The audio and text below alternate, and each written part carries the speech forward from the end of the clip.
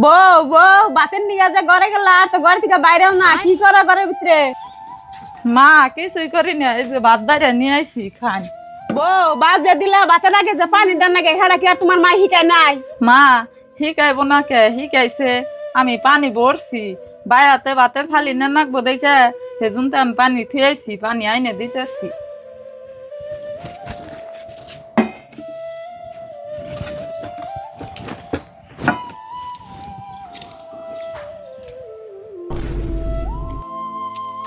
বউ তুমি জানো আমার মুখে ঘা হইছে, তাহলে তুমি এরকম জালালা তরকারি কি তুমি আমারে দিহের? তরকারিতে তো মা আমি অত জাল দেই নাই, আর এইটুকু জাল না দিলে কি আর তরকারি খান যাবো? আনে পুলায়া পড়বো না। গেদা খাইবো না তাহলে আমার নিগে একটু তরকারি আলাদা রান্তা, গেদার নিগে আলাদা রান্তা। ও মা যদি আনে না খায় হারুন রাগারাগি করুন না জানি, আমি তরকারি জাল কম দিয়ে রান্দা এনে দিতাছি, তারপরে খাইনি। তুঙ্গ তরকারি রান্দা তোমরাই খাও গা, আমার আর খান না গো না, আমার পেট এমনিতে বইরা গেছে গা। কেমন হরির পালাই জাল্লাই ফালাইছেল, এত ডরে ডরে চলি তাও খালি ভুলই ধরে। এত সুন্দর করে তরকারি রান্নাম তাও বলে স্বাদ নাগে না, এখন আমি কি করুম? দিলরা তুমি একলা একলা কি বেচা পারো আর মন বাজার করে বই রয়েছে ওকে?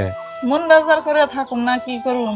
এত সুন্দর করে তরকারি রানছি, মার মুখে গা হইছে, মরিচ দেই নাই কে, তুমি খাইবার বয়ে কইলা যে জাল কম হইছে, তাও চেঙ্গা পেঙ্গা করে থুইয়া মা গেল গা, ভাত বলে খাইব না। ও বউ তোমার কথা আমি বুঝছি, মা তোমার বহুদিন ধরে জ্বালা, আমি কিছু কই না, তুমি আমার নগে আহো, মার আমি ডাক দিতেছি।